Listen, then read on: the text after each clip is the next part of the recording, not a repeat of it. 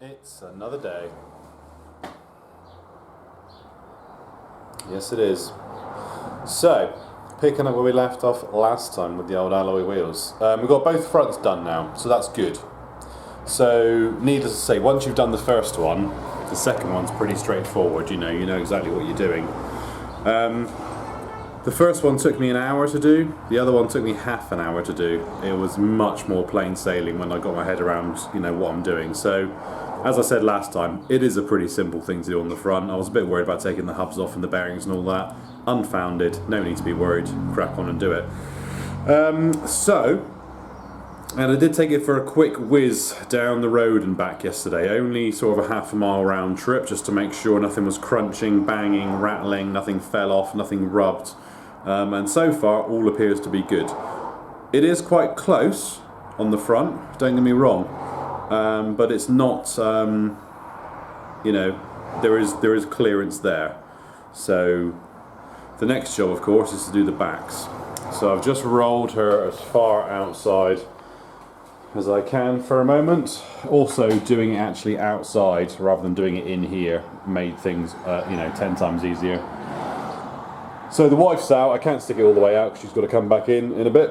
But I've just left one back wheel hanging out there. So I suppose the thing to do is to get the old jack out, get the back end up, and get the hub off, get the drum off. I know they're going to be a bit of a pig because they just, whenever you've got brake shoes, they always are, because obviously they want to catch on the drum. There is an adjuster on the back, so I can't get the drum off. You can always give the adjuster a quarter turn, and that'll drop the shoes in a tiny little bit. I'll see if I can just get it off by whacking it with a mallet though, like we always do. And hopefully, fingers crossed, we can fish the old studs out and put the new ones in without having to actually drill a hole in the back plate, but I've got a feeling we're probably going to have to. But let's see how we go. Update. The rears make the front look like a day out in Disneyland. It ain't good. Let me show you what's going on.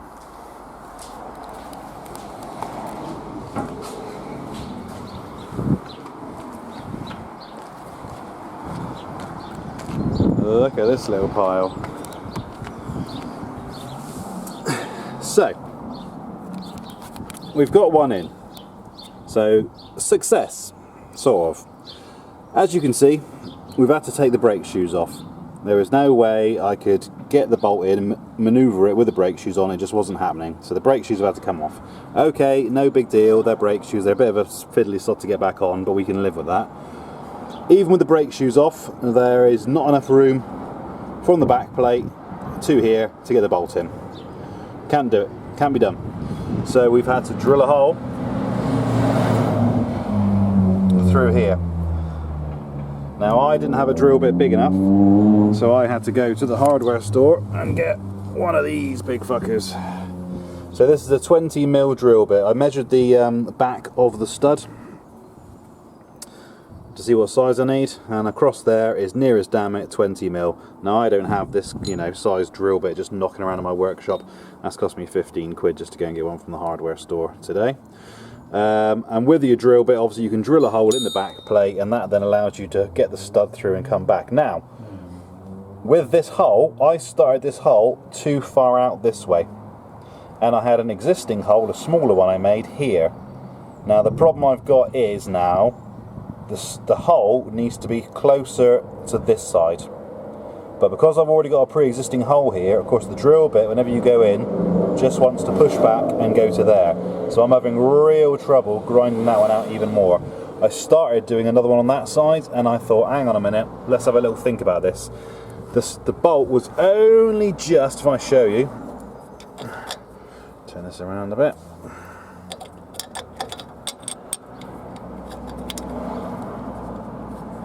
It was like, it's very difficult to show you with one hand, but it was only just not quite close enough. Again, that hole needs to be much closer to that back plate. And rather than just chew the shit out of the back of this, I sat here for a minute and had a think, and I thought, if this bolt was about 4mm shorter, it would probably go in. So I went round to have a look at the front of the, on the front ones. I'll take you around there.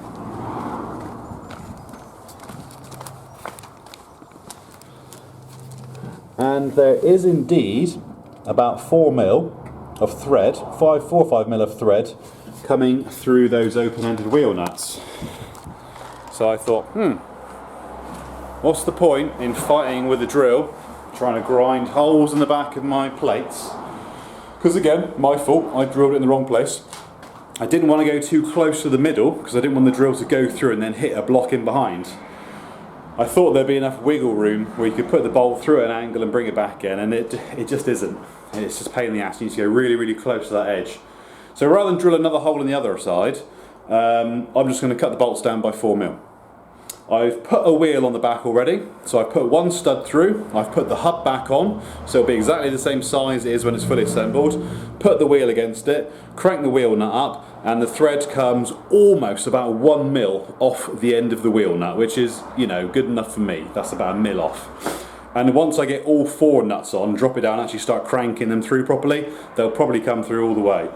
So the long and short of it is, rather than drill loads more holes in my hub, I'm just going to cut 4 mil off the end of all my wheel studs, put all them through, drop it down, get the brakes back on, get the brakes back on first, obviously, hub back on, wheel on, crank them all up and see how it looks like.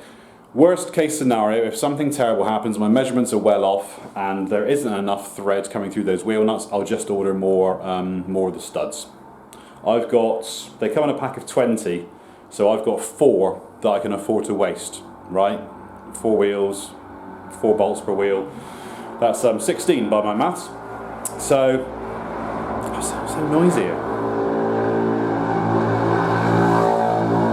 Kids on 125s with bloody dustbins for exhausts.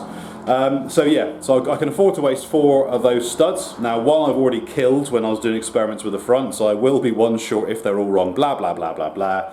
The long and short of it is, you've got to drill a hole in the back plate, get a 20 mil drill bit, drill a hole in the back plate, make sure your hole's a bit closer to the centre than mine was, take your brakes off, put the studs through the back, pull them through from the front.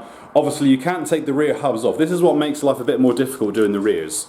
Obviously you can get rear hubs off, but they're an absolute pain. The fronts, obviously, as soon as you spin that wheel nut off, the whole thing comes off. You know, the bearings come out and everything, nice and simple. Because obviously there's no drive to the front wheels. There's no drive shafts on there, right? They're just rolling steering wheels. Of course, on the back you've got the drive shaft which comes through, and the hubs on the rears are a tapered fit onto that drive shaft, and they are on there ungodly tight. If you ask anyone on the forums about removing the rear hubs, they'll just be like, oh, there's a very specific puller they recommend for the job. I snapped a puller, a gear puller, trying to get my rear hub off originally when I was doing the restoration. It sheared 4 M6 bolts like that. Oh, it's cranking and cranking and cranking, and this thing, I could hear it groaning, and I thought, great, it's coming. No, it was the bolts going, and all the bolts just went, boom, just exploded, and the rear hub hadn't moved a millimetre. So pulling the rear hub forward, like you did on the fronts to knock the studs through, you know, unless you've had your hub off recently, I wouldn't bother, because there is an absolute pain. Hence why we're talking about drilling holes in the back plates. We haven't got to get in behind. Now that does make life a little bit more awkward when you come to actually draw your new studs in, because obviously you can't get to the back to hammer them in. I mean, you probably could through the hole maybe. I don't know, a bit awkward. So you're going to need a spacer. I've cut down an old socket I had. Use that as a washer, put it on, put your wheel nut on, spin it up, pull the stud through. Now, when you're pulling your studs through, don't just pull them through a little bit, okay? Pull them through all the way, because if you only pull them through a little bit, you put your hub back on, you put your brakes back on, you put your alloy wheel. Let's just say when you're putting the wheel back on, you catch the end of the stud and it knocks it through again in the back. When you start spinning your wheel nut on now, it's going to go on a few turns until it gets tight, and then the back's going to spin as well. And now you are left with some kind of monstrosity to take apart. You can't get the wheel off because you can't get the nut off, because the stud is just spinning in the back. You can't get your hand into the back to grip onto the back of the stud to stop it spinning, like if you had a nut and a bolt, you'd have a spanner on one side, right? And a ratchet on the other. It's going to be inside the hub. So when you're drawing your bolts through, give them a really good pull. Draw them all the way through as far as you can, and then do the very final cranking when you've got the wheel on and it's on the ground off the jack. Again, very convoluted answer, I know.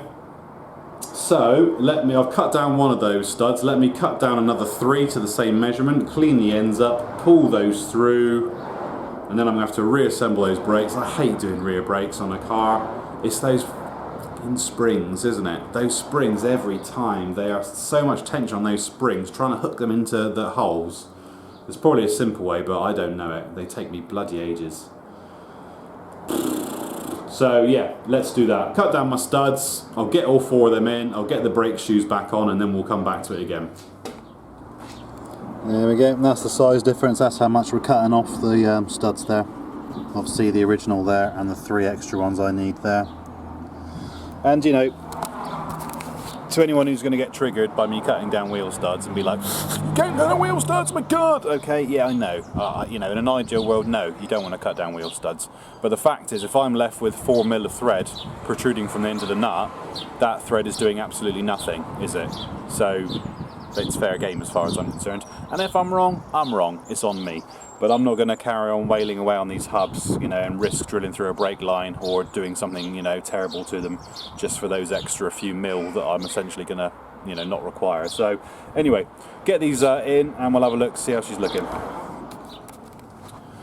Oh, and a pro tip, when you're cranking these studs back in, use your original wheel brace to give you something to lean on.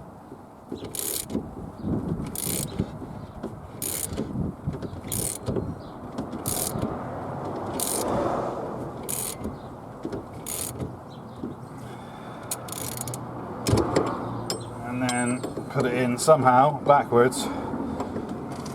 There you go, to allow you to crack that off.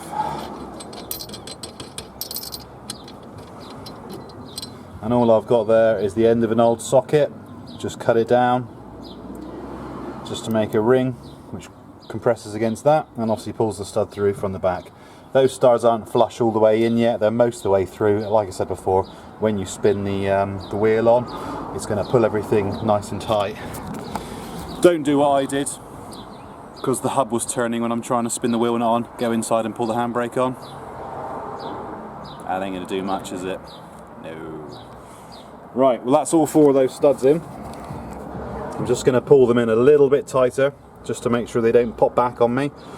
And then let's see if we can get these brakes back in. Oh, bloody thing.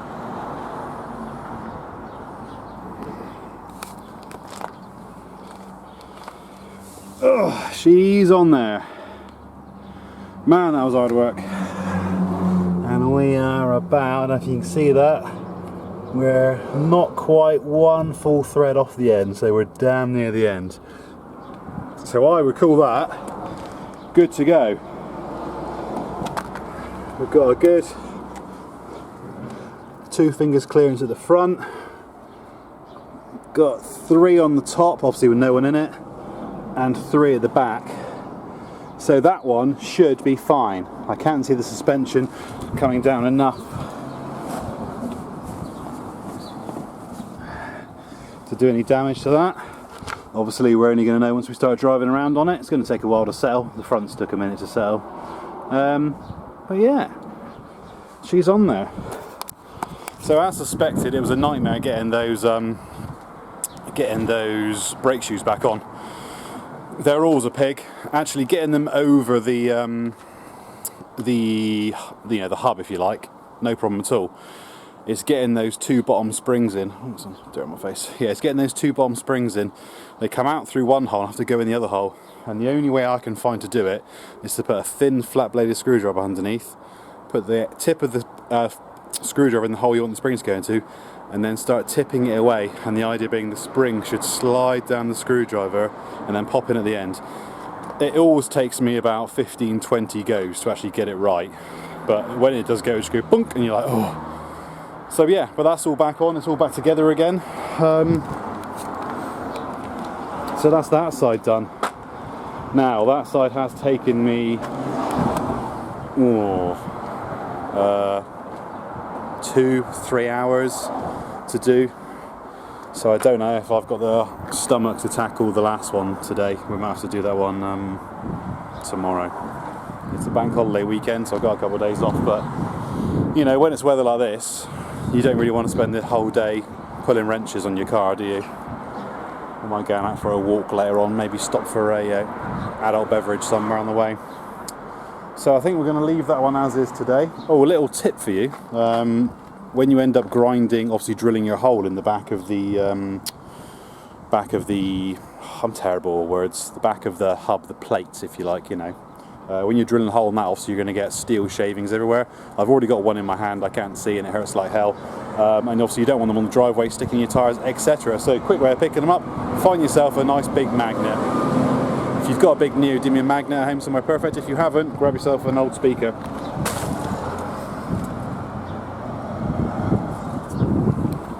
And just whiz it around, 1/4 inch off the floor, let it do its thing, suck up all your metal, and then we can deposit it somewhere more suitable than on the driveway. So, right, let's roll her out and see what the whole side looks like. Let's do that. And there we go, that's how she looks at the moment. That's with all stock suspension, etc. I haven't touched anything, normal springs, normal leafs on the back.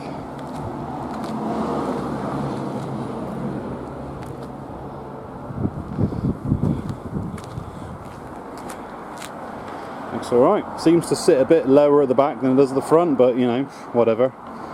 Front's got the engine in it. It'll go down a little bit when I'm sat in it as well. I'm a good 100 kilo, so that'll settle down a bit when I'm in there. But I like the look. Those front lights, it's got a certain sort of Porsche look to it with those alloys. Obviously I won't know what it's like to drive until I get the other one done. I did take it for a quick drive yesterday just with the two fronts on, and they were lovely, smooth as hell, no rattles, no bangs. It felt really nice. It's probably, you know, psychosomatic, you know, you do something to your car, it's like when you wash your car, it feels like a better car to drive even though you've only washed it. So it's probably just psychosomatic, putting two wheels in the front, but it did feel really smooth and nice and didn't feel quite as wobbly and bumpy as it did originally. But again, that's probably just my, you know, my mind. But yeah, there she is. So next job, do the other back. Better put my drill on charge. I'm not looking forward to drilling that hole and pulling those brakes off again, I must admit, but you know, when you've come this far, what are you going to do? Right, so for me it's going to be tomorrow, for you guys it'll probably be right now.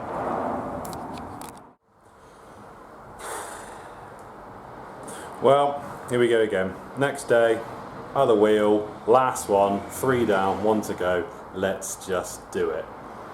Really, really looking forward to getting this job done, I must admit. Whilst it isn't like back-breakingly hard, it is bloody annoying and I wouldn't want to do it again. I must admit, if I'd seen a video or videos like these before fitting, you know, before buying alloys or thinking about fitting alloys, I probably wouldn't do it, just because this will probably put me off. But if you want them, you've got to do the work, haven't you? Or you go to a garage and pay someone else to do it, but that's not really what YouTube's about, is it?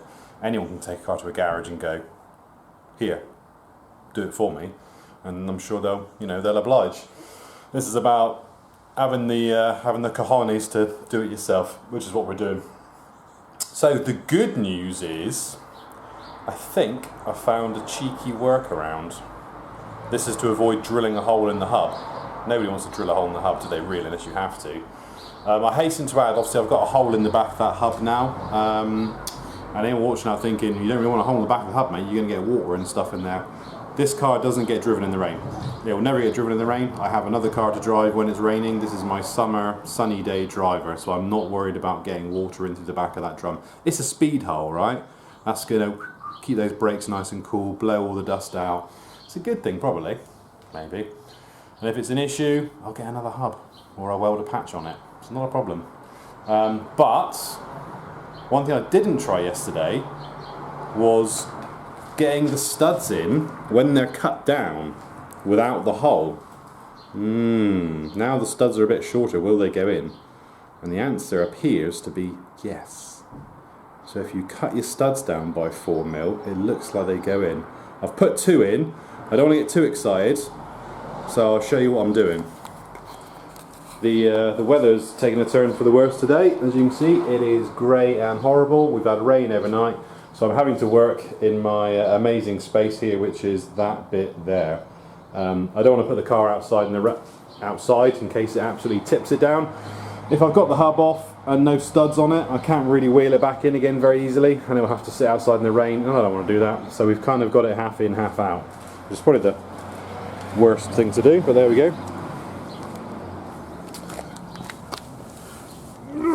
So here we are, down with our hub, and like I say, I've got two of the little fellers in, and you can do it with a bit of jiggery pokery. Let me see if I can set the camera up here. I have actually got a tripod somewhere, believe it or not. Hello.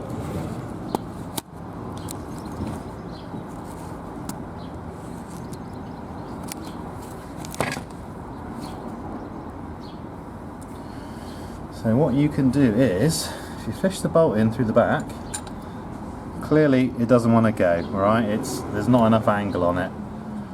But if we sort of twist the hub, it will naturally want to try and straighten that bolt out. So let's give it a go.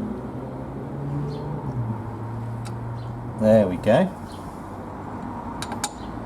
And in she comes. 3 down, 1 to go. Let's try the last one. Rotate it round. It's just started raining as well, typical. Yeah, one bit of success, and then someone else wants to, you know. This one's a bit on the old tight side. Oh, this one looks like it's a little bit longer. That's annoying.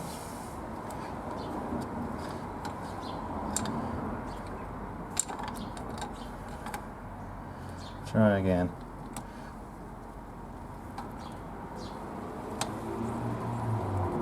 There we go. Just needed a nice firm pull. So there we go, guys. Those studs are now all in, and we haven't had to drill the back plate on this one. That has saved me a ton of time and about half an hour blasting away with this giant monstrosity. Of course, on the back of the hub, you've got your flexi brake line on this side, and then you've got your rigid brake line on the other side. So if you go through the hub with your drill, you know, you might catch them hoses. So if you are going to do it at home and you do have to drill them for whatever reason, you want to use full length studs, you know, whatever, I would advise putting a piece of sheet metal in behind that drum, or something in behind there, just for when that moment when the drill actually pops through. It ain't going to take much to put a drill through a flexi hose, is it? Or even a normal brake line, you know, they are soft copper by their very nature. So yeah. Right, let's get these ones all pulled in true. This could be a roaring success on this side, but I don't want to speak too soon. Well, I don't want to start throwing babies in the air just yet, but I think we've cracked it. She's back on. The brakes even went on easier as well. I didn't mess around with the little hooks. I hooked them into both holes, tried to keep tension on it, stretched it apart and levered in with a screwdriver. Hard to explain. But they've all gone back on. So this has taken no time at all, which is quite frightening. This has taken me half an hour. Yesterday it took me 3 hours, only because I was drilling and stuff. But and I need to paint the inside of my arches. I keep forgetting. Right, let's stick the wheel on and see if it all pulls itself true and all the rest of it. Hell. Well, fellas, there we go. Doesn't it look so much better from the back, just with wider wheels on it? It just looks a bit meaner, doesn't it? And those skinny ones.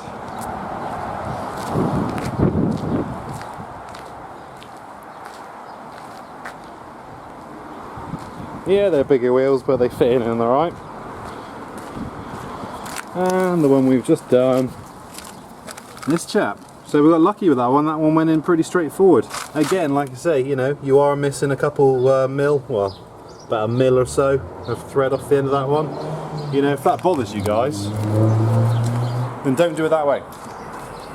Like I say, there's going to be a lot of people who the idea of cutting studs down horrifies them. So, you know, if that offends you, then don't do it that way. This is just my car. You know, drill a hole in the back plate and pass the stud through. Or better still, actually pull the entire hub off the drive shafts at the back, and that way you haven't got to drill a hole in anything. But, as I said before, they are on tight, so, you know, unless you've got a really good puller, you're going to fight like hell to get those hubs off. You know, and I don't. So, you know, it's a bit of a ghetto workaround maybe, but it works. you know, the 9/10 of the thread is there on those wheel nuts. They're not going anywhere. I've just torqued the shit out of them. You know, they're not going anywhere. And if they do, it's on me, isn't it? If I drive them around a corner and all the studs fall out somehow, and the wheels roll off and I go into a flaming fireball into a hedge, this will be my last video. Thank you for watching. But I think we'll be alright. So, yeah.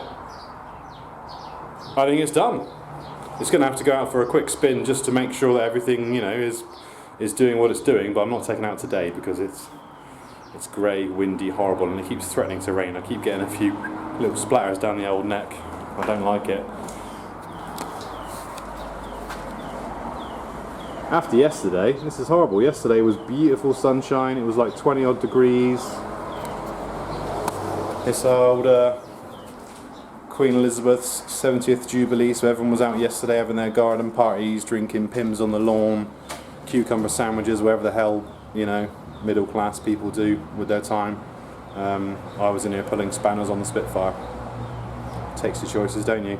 And today it's grey and horrible, so don't really want to take it out today if I'm honest. But again, the wheels spin, nothing's fouling, nothing's cross-threaded, nothing's gone on weird, the car rolls forwards and backwards, so, you know, it's going to be fine, isn't it?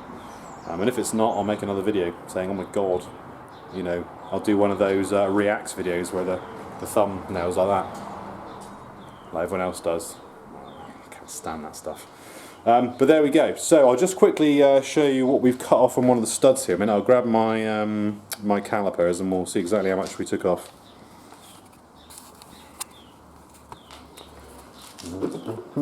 So I've left a bit I've cut off there in the vise, and whilst the batteries have gone from my calipers, I can still take a reasonable reading from it, one-handed of course. So I said 4mm, I was lying. We are looking about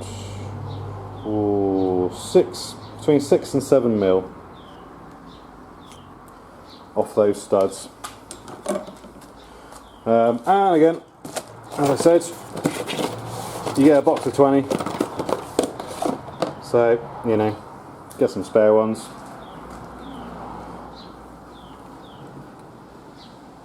Yeah, pointless trying to show you, you know, you can measure it. But yeah, it's about, what's that, 1, 2, 3 threads. If you whip 1, 2, 3 threads off the end of those studs, you can put them in without having to drill holes in your back plates. As I say, you have got to put it in a bit of an angle so it sits in like that, and then as you twist the hub around, it sort of catches on this side and it will just pull itself in. So it does require a bit of jiggery pokery. It won't just go whoop whoop straight in. It does have to be torqued around a little bit. But you know, like I said, end of the day, they do go in. They've gone in, and the wheels are on. So you know, you pick your choices in life, don't you? Again, all I can do is drive it for a while, see how it goes. But again, I don't think I have any problems with it. And if I do, like I say, I'll let you know. But yeah. Job done on that one, I'd say. So again, if someone's found that helpful, I did do a bit of looking when I was looking to do mine online. I couldn't find much about the Freelander stud conversions. There's a fair bit on the Triumph forums about it, you know, people saying, and everyone has their own opinions. You know, some people are saying you don't have to pull the hub, some people are saying you do. Some people are saying you have to drill holes in the back plate, some people are saying you don't. So I'm like, you know, which one is it? So ultimately you never know until you get there and actually do the job yourself. And as it turned out for me, obviously, you know, the front hubs did need to be pulled off without any question. There was no way they were going in.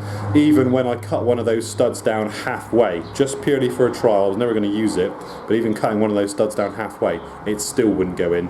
So the fronts, you absolutely do have to pull the hub. But as I've shown in the previous video, it's easy. Once you get the grease cap off, you know, spin the nut off, they slide off. It isn't difficult. The most difficult part about doing the fronts is the 4 bolts that go in through the back of the disc and go into the hub, because naturally, obviously, they're exposed to the elements, they're rusty as hell. But give them a little zap with the old whatever WD, you know, let them sit for 10 minutes, get a socket on them, crank it up in a vise, and then crank on it until your forearm pops, and they'll come out.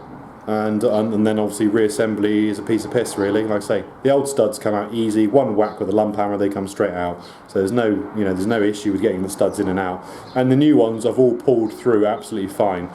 There's been no studs that wouldn't quite come through, or the splines weren't aligned or any of that. They all came through absolutely perfectly. So yeah, fronts, you know, don't mess around with it. Pull the hub straight off. Do it that way. Half hour per side. You know, if I knew what I was doing the first time round. And the back, again, for me, like I say, it took me 3 hours yesterday, and it's taken me 30 minutes today, just because I wasn't messing around drilling holes in the hubs, going to the hardware store, etc. You know, whip 4mm off the end of the studs. Still got plenty of life on them, and then you don't have to go drilling holes in your hubs. So, you know, that's the way it went for me. And like I say, hopefully that's been of use to someone who's thinking about doing it. You know I said a minute ago, well, if I knew all this beforehand, I wouldn't have bothered doing it, because it seems like a lot of palaver. And yes, it is, but you know, if you know what you're doing, if I had to do it again on a different car now, I could do all 4 corners in 2.5, 3 hours, because again, I know what I'm doing now. So part of the time it requires is just the learning of how to do it. But hopefully, like I say, this video has been of use to you. I'll shut up now because I'm waffling. Like I say, if you have found this useful, great. You know, let me know. And if you think I'm a madman, then also let me know. That's cool. Like I say, for every one person who thinks you're a genius, 10 other people think you're a psycho. So, you know, I can live with that. That's just what you get through the world of social media, YouTube and all the rest of it online, isn't it? But at the end of the day, the wheels are on. She's good to go.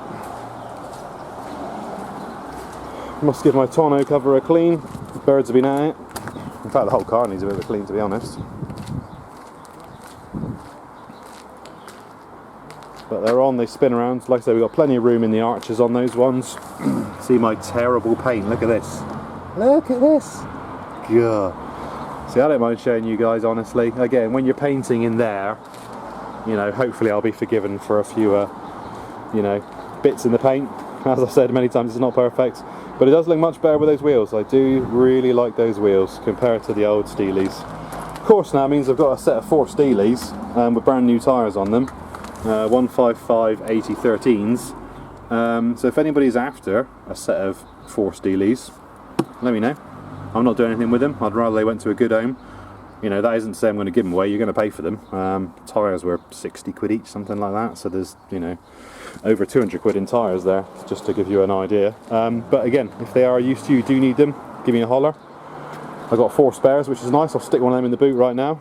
And like I say, we'll take her out for a spin and see what she's like when the weather's nicer, but I'm sure it'll be absolutely fine.